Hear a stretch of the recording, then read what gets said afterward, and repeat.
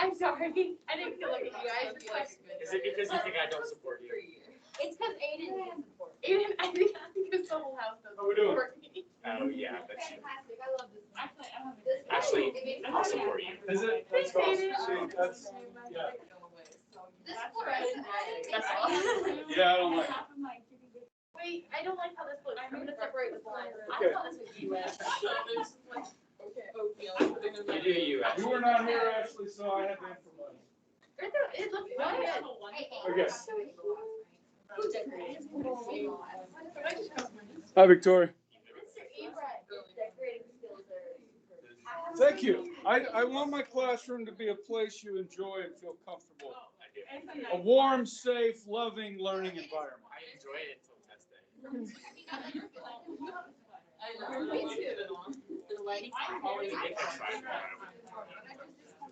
Okay, so guys, obviously we're starting a new section today. New module. Give me a second. Okay. All right, so let me kind of just paint a picture for you. This module 19A, there's a module 18B as well. Okay, and basically A and B cover World War II. So module 20A is going to go up to Pearl Harbor. Okay, so we're going to start in 1933, okay, and start looking at foreign policy, the rise of dictators, okay, there's multiple, and we'll kind of track what's happening in the United States and what's happening overseas, okay, as the world moves towards war. Okay, so you call this, the clouds of war, if you will, or a world in flames, which the clouds of war will happen first, right? And then the flames will come, okay? So, guys, what we have going on here, you know a little bit about setting this up. So the Germany, obviously punished by the Treaty of Versailles, yes, at the end of World War I. They had the $33 billion in war reparations that they owed. Now, if you study this history and look at the German economy, okay, after World War I, by 1924, things had started to improve a little bit in Germany financially.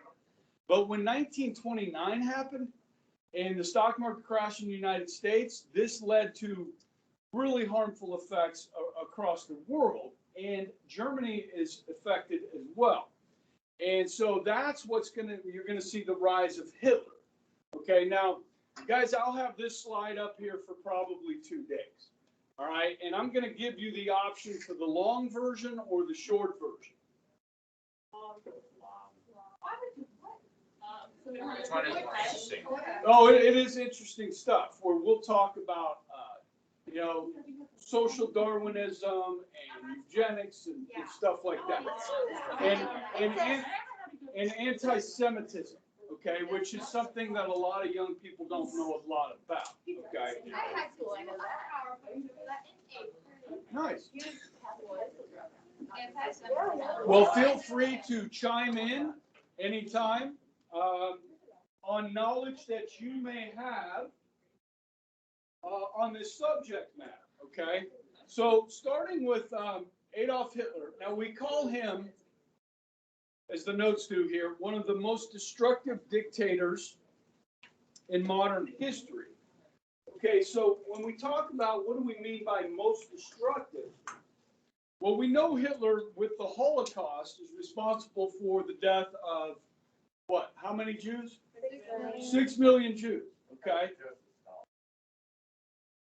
Are you trying to steal my thunder, Sam? Trying to. It is. Let him get this. He's not 16. Yeah. So, okay. So when we talk about destruction, not just of human life, but of property and of other nation states and so forth, you might be able to say Hitler was the most destructive in modern time. When we talk about the number of people that were killed as a result of these dictators, there are reapers much worse. Okay? And what a lot of people don't know, I mean, you just spoke up about Stalin. Okay? During World War II, the Soviet Union lost between 20 and 25 million people. You guys know how many the United States lost in World War II? Around 400,000. The Soviet Union lost between 20 and 25 million. Okay, I mean, you can't, it's hard to even fathom. Okay, and for a multitude of reasons that I'll get into, because I actually have the second slide. I got this stuff on like killtally.com, all right? But the greatest reaper in modern times is Mao Zedong of China. Okay, in China, between the Great Leap Forward after the Communist Revolution and the Cultural Revolution in the 1960s, estimates go as high as 80 million people in China were killed. Now, if you're not paying attention to news right now, did you guys know that the Chinese have concentration camps right now in their country that are housing the, I forget how you say them, the Uyghurs or what, they're Muslim Chinese. And they have built concentration camps where they are doing forced sterilization of the women so that they cannot reproduce. This is happening in 2021 on this planet. How many of you guys knew that was going on? Why is our media not talking about it? China's our friend. They just elected the president for life. Sam, go ahead. They actually did just elect the president. Oh, I know. Xi is a president for life. That's been a couple years. And Yeah. they're our friends. We buy everything from them. Right. Like this pen was probably made in China. These pencils were made in China. This eraser, this paper. We buy everything cheaply from China. I understand. We need But at the them. cost of what? So At the cost of what? So let me tell you where this policy really changed. Okay, because it was the 1990s. We have a policy, our Congress does, when it comes to trade, as far as most favored trade status. If you have most favored trade, nation trade status with the United States, we give you a really good deal on trade. We don't put tariffs on your stuff. It's free trade. The American people are going to consume your goods. Okay? But every year up until about 94, the Congress would vote on that for China every year. So they could hold it over the Chinese and say, look, if you don't clean up your act and treat your people with human dignity and human rights, we may not give you most favored trade status. In 1993, Bill Clinton made China, gave them permanent most favored nation status, which means China doesn't have to worry about what the outside world thinks about what they're doing inside their country. You understand that one way to put pressure on China is through economic policy. We sold out, guys. how can we change it? Get a president in there that's willing to stand up and have some. Well, we had Trump Glad I for knew like what you were 40 talking years. about. We tried, but Yes. So like these concentration camps, right? Is it like some eggs. government, like, Yeah, the only need. like this is not just like some rebel? No, this like, is open. This is like the official government? Yeah. Oh, okay. That was my. And really the only reason we found out was satellite images. And there's been a few brave people to sneak in there to take some pictures that have gotten them out of the country. Okay. Yeah, I mean, now, the country that has condemned this more than any is Canada. Canada's really criticized China for this. And Canada's calling for a boycott of the Chinese Olympics that are coming up, that we not hold them there while they're doing this. Okay. Now, I saw now, and I'll give, Ted Cruz, who's the guy that I like, he said we shouldn't boycott. Okay. And I need to think about that more than just what we're doing here. But We boycotted the Soviet Olympics in '76. Okay, the United States did not send teams to the Olympics. We boycotted because of the human rights abuses of the Soviet Union. Yeah. Okay, that was Jimmy Carter that did that, the president. Okay, so yeah, I mean Russia, hell, half their team didn't get to participate in the last Olympics because of doping scandal. Okay, but anyhow, let's get back on this. Mao, guys, in China, we don't know for sure how many people. Okay, but when you talk about a cultural revolution, right, and you talk about Stalin, what he did, these are communist countries, okay, that are trying to implement an ideology into their countries. And so what you have to do is erase people that know differently, that will not be re-educated. You understand? Re-education, the way you think about things. And if you're not willing to be re-educated, then they do away with you. You're a danger to the government. Okay? It's scary stuff. We're going to talk more about it. I'm going to focus on Hitler today. Okay? And then I'll talk a little bit about Mao and Stalin in the subsequent lectures. Okay? Because, guys, the 20th century, you could pretty much blame around 100 million deaths on communism in the 20th century. Now, you guys didn't grow up during that. Your parents and I did. Okay, and so I think it's important that we study this. But it is interesting because most people know a lot about the Nazis. They know a lot about Hitler. There's a lot of movies about Hitler. There's a lot of movies about the Holocaust. There's a lot of books, a lot of literature on it. Hitler's responsible for somewhere around probably 10 to 12 million people total, including the Holocaust. Okay? And Stalin, 20 to 25 million. Why are there not a bunch of movies about the Soviet Union and the Soviet gulags and how horrible it was for the people that lived there? Why didn't Hollywood do a bunch of stuff on that and they focus so much on the Jews? Yeah. I think it was because during the time that I had the most influence for the Soviet thing, they really didn't want to offend them with shooting the fire. Maybe. Or could it be this, Sam? Do you think there were any people in Hollywood during this time period that were sympathetic to the ideas of communism? Now, I'm going to get myself in trouble here. I don't care. Look, if you look at the owners of the major Hollywood studios and media corporations in this country, do you guys know who owns a lot of those? Yes, they're owned by a lot of them are owned by Jewish people. Okay, so you guys have all heard of Steven Spielberg, right? Yeah. Okay, he's a great director, okay?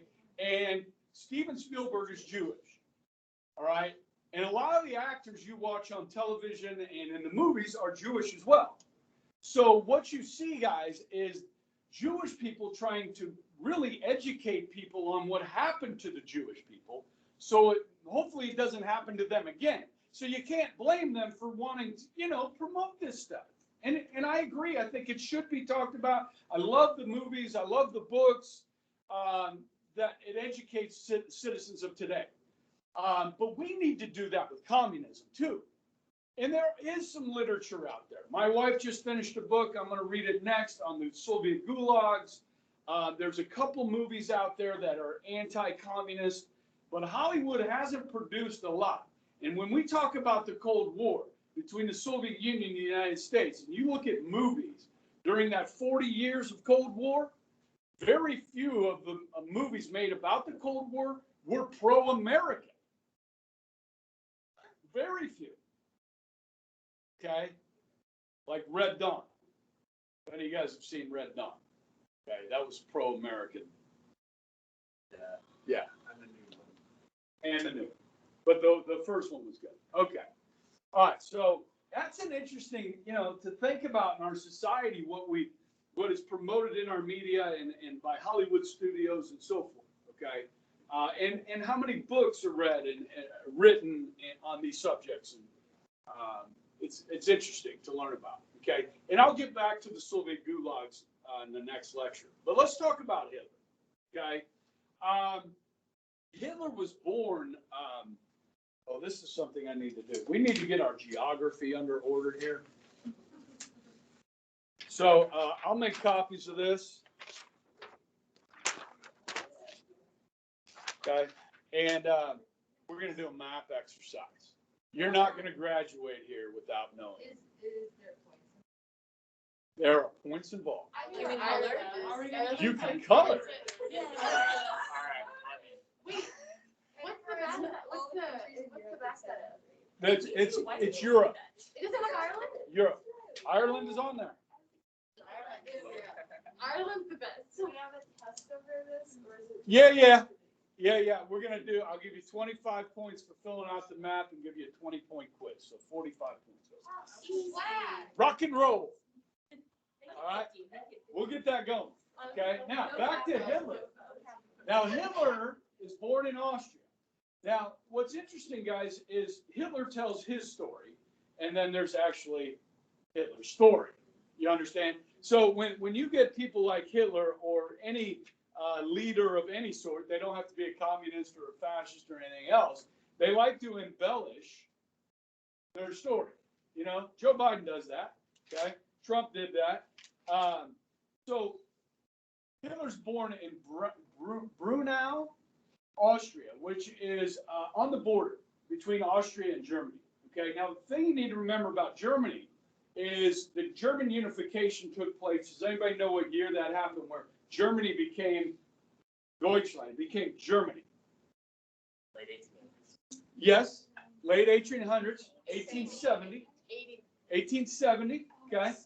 And at the same time, modern day Italy unified, okay? And you start to see the nation state in Europe, like, and then you get the nationalism that comes with that, right? Okay, so before the unification of Germany, you had places like Prussia, right? Remember Prussia? And then right next to Germany is Poland, and then you got Switzerland down there, right? And if you go to Switzerland, guys, they split up their country.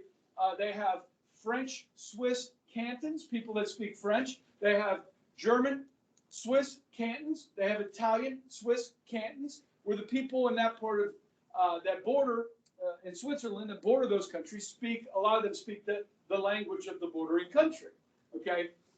Because before this unification, people gathered together based on similarities, culture, language, religion, okay? And that's how they organized. And then you get the nation state here, the modern nation state in Europe, and that's going to start causing some interesting things. So even though Hitler's from Austria, he speaks German, and he is most likely of German descent because these are the Germanic peoples, you know, and they're all spread out. We got a bunch of them in this room. Okay, right? You guys, a lot of you are from Germanic peoples. All right. So he likes to claim that he came from poverty, like he's this, you know, comes from little and becomes this great leader. He's middle class. And middle class is boring, isn't it? His dad is a customs agent for the government of Austria. Okay, so he works at the border. And he works for the government. He's a civil servant. He gets a salary. He has a pension. He's fine, right? He's not poor. But his father does die when he's 14 years old. Okay, so we look at this. He did repeat the 5th grade. This is a picture of little Adolf from, I think, about the 5th grade. All right. So he was born in 1889. They moved up into Bavaria, Bavaria is to Germany as Kansas is to the United States. In Germany, they break up their country. They have a federal system, and they break up their country into states, just like Mexico does in a lot of countries, okay? So Bavaria, have any of you guys been to Germany? Yeah. Where were you? Were you near Munich? So I was up in like east or northern east. Which is closer to Berlin? Yeah. And then I lived just outside of Cologne. I also lived in Hanover and Baden-Württemberg, which is like the bottom left. Okay, this is Czechoslovakia. Okay, sorry, this is a bad map. Okay, this is Austria. Okay. Okay, and okay, so this region of Germany is Bavaria. Okay, Brunau is right in here where he was born. Okay, the largest city in Bavaria is Munich. Okay. Now, any of you guys taking a Europe trip this with Nance or you going with Nance? I don't know if it's Nance, it's Logston. I don't know if Nance goes with Logston. Okay, because they're not going to Germany. No. Yeah. But if you ever get a chance, go to Germany. It's pretty cool. Okay. The Hofbrauhaus in Munich is they have beer halls, these big beer halls. Okay, and the Germans make really good beer. Okay, when you're old enough, well, you'll be old enough if you go over there any time forward from now. Okay. Huh? Drinking age 18? I think it's 16. October 16, 5th, yeah. Yeah. It's like really low in 16. Did you sample the beers over there, Shay? I'm not going to get you in trouble. No comment. Okay. I want If it one. was illegal. Hello? I have an underage. Okay. No comment. All right, that's fine. I feel like everyone here said Yeah, I think everyone Actually, I don't want to. Yeah. Oh my Oh God. my gosh. She's talking about wine at mass. Okay. I am not, and that stuff is not my favorite. It gets stuck on, when I was like 4 and it got stuck in my hands and I was like. Stop. Stop. It's very. We got people in here. There's very. I'm pulling the wine Yeah. away. All right. The wine So, is very stop. relatable. Stop. So, at the age of 14, his dad dies.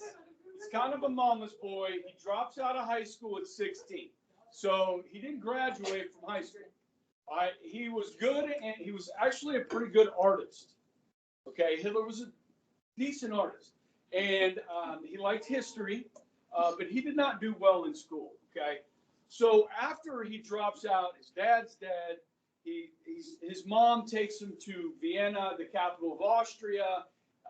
Really, there's no jazz or ragtime or blues or rock and roll yet. Okay, so what kind of music do people listen to? Classical. The opera, right? Yes, classical, music. And she took him to Vienna, which Vienna is a modern city. It's cosmopolitan, and his favorite composer is Wagner. Okay, spelled Wagner, right? Wagner. Some of you guys played piano growing up. Okay, know some of the classicals.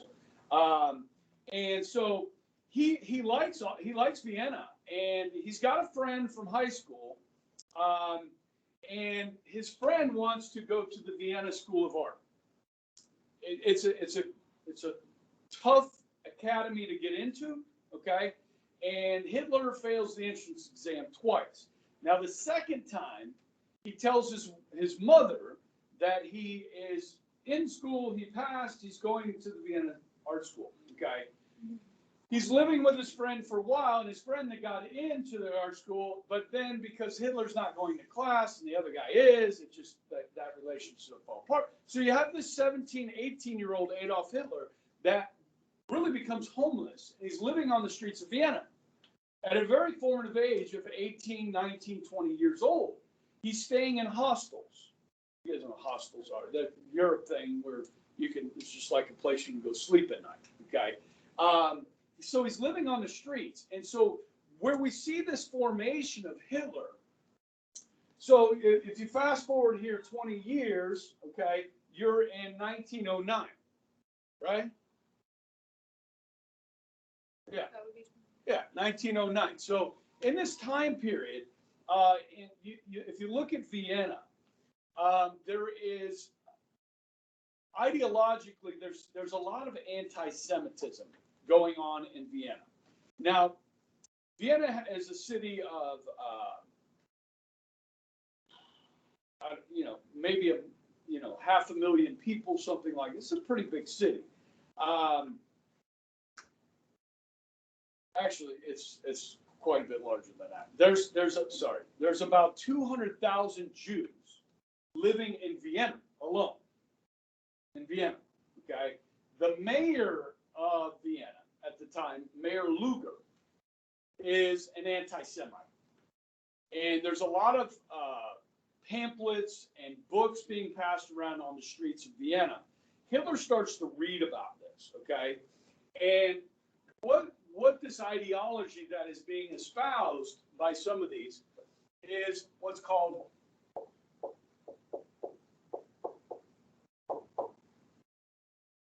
an H. Volkish nationalism.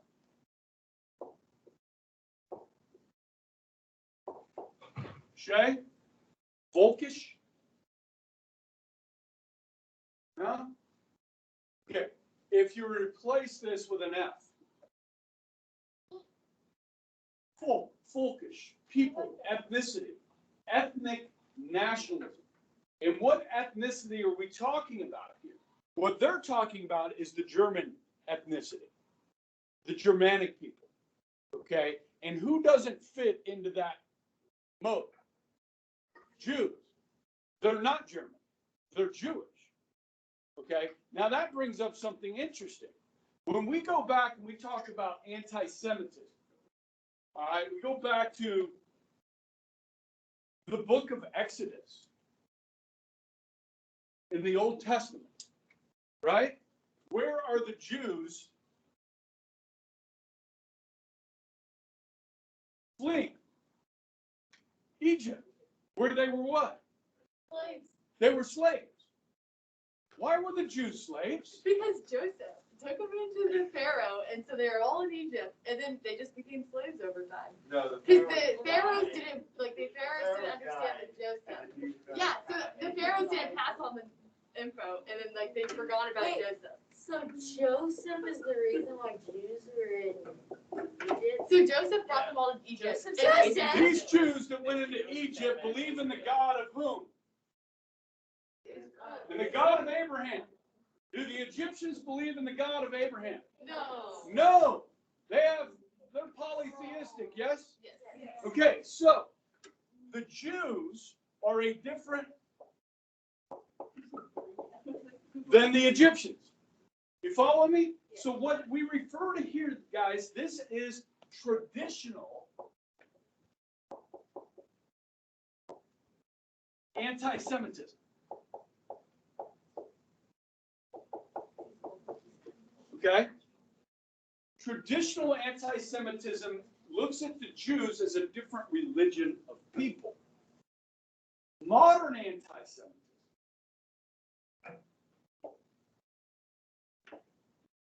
looks at the Jews as a different what? Mordor. Okay, wait. Lord of the Rings. I will. What do they look at Jews as a different what? Race. Okay, now, what makes that happen, what really helps drive modern anti-Semitism, is a very important book that was written and published in 1859 that is going to change the course of human history. No pun intended. What'd you say? No. Listen to my words, no pun intended. Will change the course of human history. Darwin. Get it? Evolution. Yeah. Humans. Oh. Change the course. Yes! 1859, the origins of species, right? You guys familiar? Yes. Hand? Question?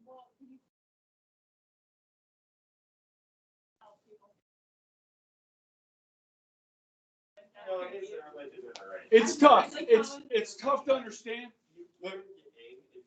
Yeah, you can become Jewish.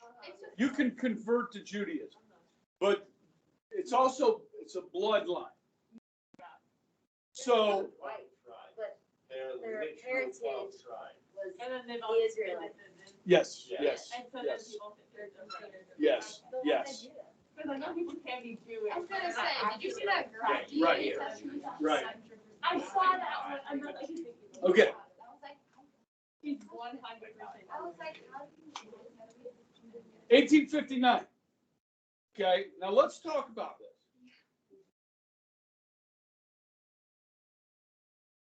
The origins of species. Okay, so Darwin goes down to the Gulf Coast, right? And he observes this change in animals and how certain traits are passed on and certain die off, right? And that's interesting, okay? Now, this is a threat to the church, right? I mean, many people saw this at the beginning as a threat to the church, okay? When you transpose survival of the fittest to humankind, this allows you to start to look at, okay, certain races of people, this is racial science, certain races of people have prospered on this planet while others have not. That must mean that they are more fit than other human beings. You following me here? And then you add nationalism in with that. Then your people of your country are more fit than people of different races in other countries. See where this is going, right? Okay, so this turns into what's called not Darwinism, but social Darwinism.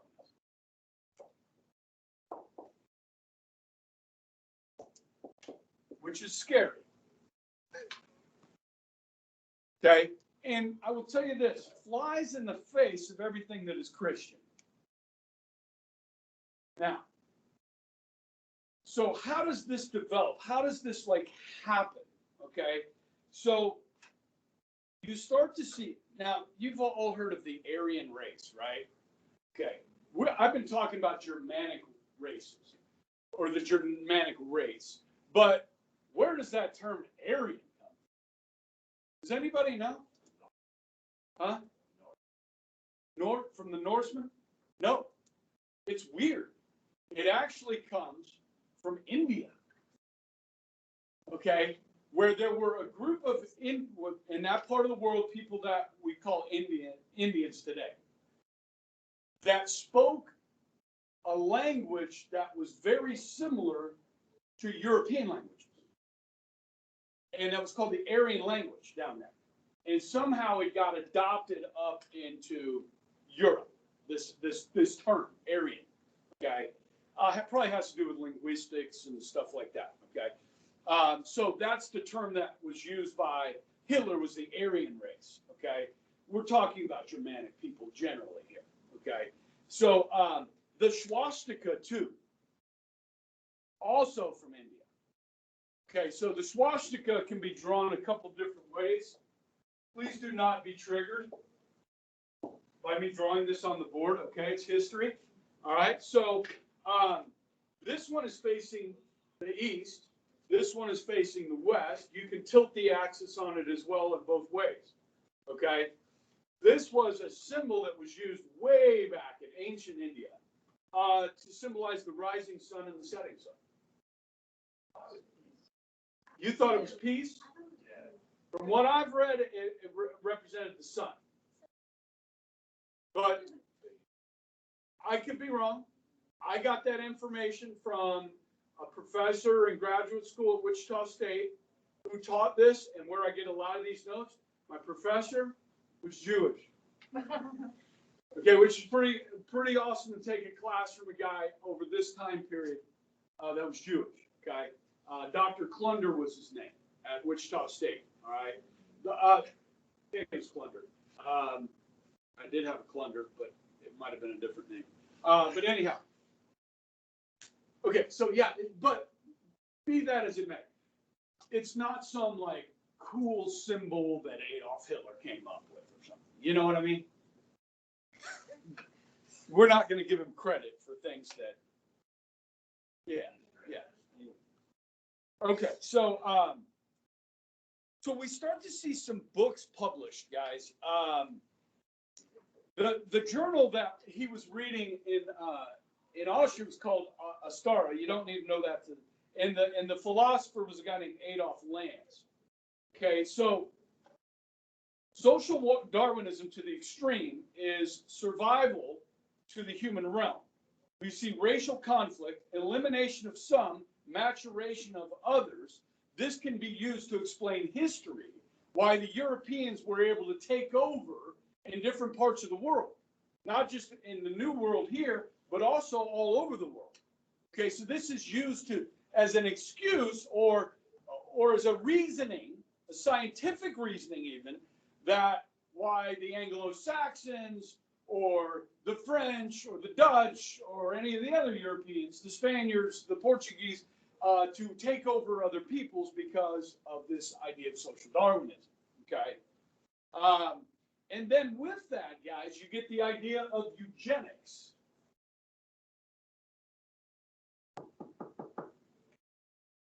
I gave you a question on one of the homework assignments about eugenics and Woodrow Wilson. I don't know if you recall that. Okay. You guys know what eugenics are.